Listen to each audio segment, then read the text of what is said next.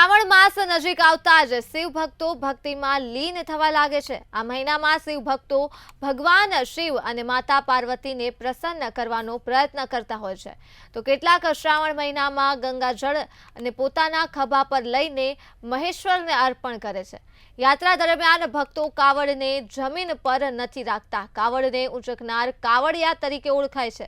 ત્યારે ભાવનગર શહેરના જશોનાથ ખાતેથી પરંપરાગત રીતે નિષ્કલંક મહાદેવ મંદિર સુધી કાવડ યાત્રા યોજાઈ હતી, જેમાં મોટી સંખ્યામાં લોકો જોડાયા હતા અને ભાવનગરના રાજવી પરિવારના યુવરાજ જયવીર રાજસિંહ ગોહિલની વિશેષ ઉપસ્થિતિમાં જશોનાથ મહાદેવ મંદિર ખાતેથી ભવ્ય પ્રારંભ કરાયો હતો। આ કાવડ યાત્રામાં પૂજનીય સંતો, મહંતો, સામાજિક તેમજ રાજકીય આગેવાનો અને મોટી સંખ્યામાં લોકો જોડાયા હતા અને હર હર મહાદેવના નારા સાથે કાવડ યાત્રા રવાના થઈ હતી।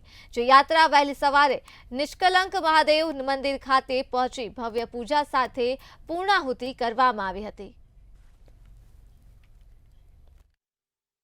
ગુજરાતમાં સૌ પ્રથમ વખત અને કહી શકાય કે જે રીતના કાવડ યાત્રા એટલે કે શ્રાવણ માસમાં ભગવાન શિવજીનો ઉપાસક ચાલીને ગંગાજળ લઈને ભગવાન શિવલિંગ ઉપર અભિષેક કરે છે અને જેનું ઘણું પુણ્ય છે। જોકે આ યાત્રા છે સૌપ્રથમ ઉત્તર પ્રદેશ, બિહારમાં નીકળતી હતી, પરંતુ હવે ભાવનગરમાં પણ નીકળે છે। સતત ત્રીજા વર્ષે પણ કાંવર યાત્રાએ ભાવનગરમાં પ્રારંભ કર્યો છે। સીધા જે અધ્યક્ષ છે કાંવર યાત્રાના તેની સાથે વાત કરશું। પ્રકાશ કમલેશભાઈ, આપણે જે યાત્રા છે કાંવર યાત્રા તે કેટલામી છે અને આ વખતે ક્યારે પ્રસ્થાન કરી, કેટલા કિલોમીટરનું અંતર કાપ્યું, શું છે? આ ત્રીજી કાવડ યાત્રા છે। નિષ્કલંક કાવડ યાત્રા ગુજરાતની વિશાળ કાવડ યાત્રા છે। હજારો શ્રદ્ધાળુઓ સાંજે 5 વાગે જશોનાથ મહાદેવ મંદિર ભાવનગરથી કાવડ લઈને નીકળ્યા અને અત્યારે નિષ્કલંક મહાદેવના દર્શન કરવા પહોંચ્યા હતા। દર્શન કરીને પૂજાપાઠ કરીને અત્યારે હવે પાછા પોતપોતાના ઘરે જાય છે। આ યાત્રામાં હજારો શ્રદ્ધાળુઓ, સંત મહંત, રાજકીય આગેવાનો, સામાજિક આગેવાનો જોડાયા હતા। હજારોની સંખ્યામાં શ્રદ્ધાળુઓએ ગંગાજલ શિવજીને અર્પણ કરીને આ શ્રાવણ માસના પહેલા સોમવારે સવારની વહેલાહાર આ જલ અર્પણ કરીને આરતીનો લાભ લીધું છે।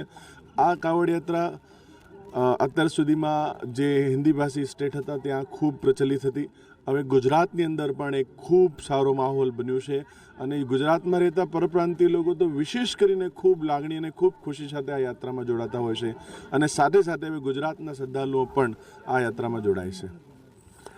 તો આ હતા કમલેશભાઈ, જે કાંવર યાત્રા જેને સૌ પ્રથમ વખત 3 વર્ષ પહેલાં શરૂ કર્યું, ત્યાં ત્રીજા વર્ષે પણ કાંવર યાત્રાનું આયોજન કરવામાં આવ્યું હતું।